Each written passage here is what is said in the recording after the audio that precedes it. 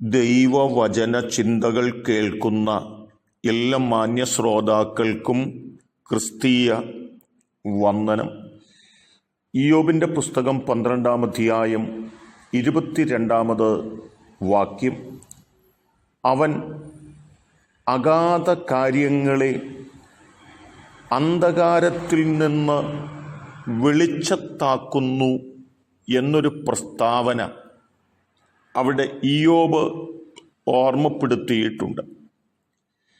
ഇയ്യോബ് തിന്മ പ്രവർത്തിച്ചിരിക്കുന്നു, ദൈവത്തോട് അനീതി പ്രവർത്തിച്ചിരിക്കുന്നു എന്നും അതു നിമിത്തമാണ് തൻ്റെ ജീവിതത്തിനകത്ത് ഇത്ര വലിയ പ്രതിസന്ധികൾ കടന്നു വന്നിരിക്കുന്നതെന്നും ഓർമ്മപ്പെടുത്തുന്ന തൻ്റെ സ്നേഹിതന്മാരോട് ഇയ്യോബ് പറയുന്നത്, എനിക്കൊരു കാര്യം കൃത്യമായി അറിയാം.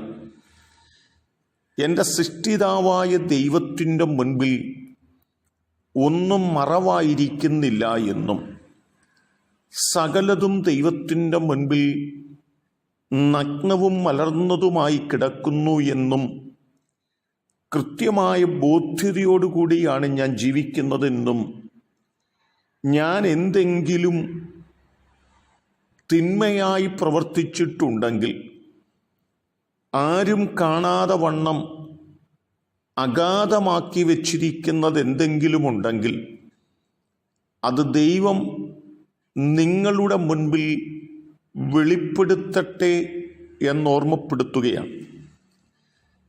ദാവീദ് തൻ്റെ ജീവിതത്തിൽ തിന്മ പ്രവർത്തിച്ചപ്പോൾ അതാരും അറിയുകയില്ല എന്ന് ചിന്തിച്ചു എങ്കിലും സർവശക്തിയുള്ള ദൈവം കൃത്യമായ തലത്തിൽ പ്രവാചകനെ തൻ്റെ മുൻപിലേക്ക് വെളിപ്പെടുത്തി താൻ നിഗൂഢമാക്കി വച്ചിരുന്ന, താൻ അഗാധമായി മറച്ചു വച്ചിരുന്ന, താൻ ഇരുളിനകത്ത് സൂക്ഷിച്ചിരുന്ന ആ പ്രവൃത്തിയെ വെളിച്ചത്തേക്ക് കൊണ്ടുവന്നു എന്ന് നമുക്ക് കാണുവാൻ സാധിക്കുന്നുണ്ട്.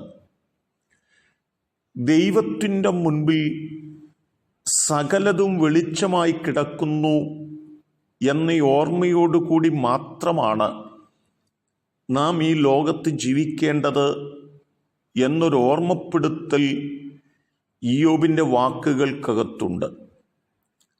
സത്യങ്ങളെ ദൈവം വെളിപ്പെടുത്തുമെന്നും അത് മറച്ചു വയ്ക്കുവാൻ സാധ്യമല്ലെന്നും ഈ വാക്കുകളിലൂടെ വ്യക്തമാക്കുകയാണ് ചെയ്തിട്ടുള്ളത്.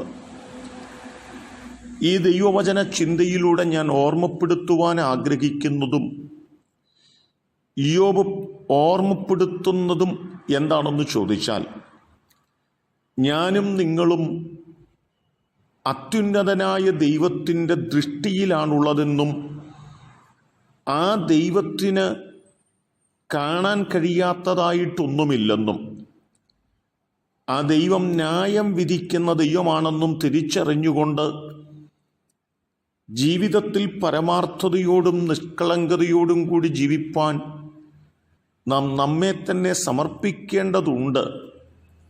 ഇരുട്ടിൻ്റെ പ്രവൃത്തികളെ വെച്ചൊഴിഞ്ഞ് വെളിച്ചത്തിൻ്റെ മക്കളായി നമ്മൾ തീരണമെന്നുള്ള വചനപ്രകാരം അഗാധ കാര്യങ്ങളെ ഇരുട്ടിൽ നിന്ന് വെളിച്ചത്തിലേക്ക് കൊണ്ടുവരുന്ന ദൈവത്തിൻ്റെ മുൻപിൽ തിന്മ പ്രവർത്തിച്ച് അതാരും അറിഞ്ഞില്ലെന്ന് ചിന്തിച്ചു പോകുന്നവരായിട്ടല്ല, തിന്മ ഉപേക്ഷിച്ച് നന്മ ചെയ്യുന്നവരായി ഇരുളിൻ്റെ പ്രവൃത്തികൾ ഉപേക്ഷിച്ച് വെളിച്ചത്തിൻ്റെ മക്കളായി ജീവിപ്പാൻ നമുക്ക് നമ്മെ സമർപ്പിക്കുന്നവരായി തീരാം. അതിന് ദൈവം നമ്മെ സഹായിക്കട്ടെ.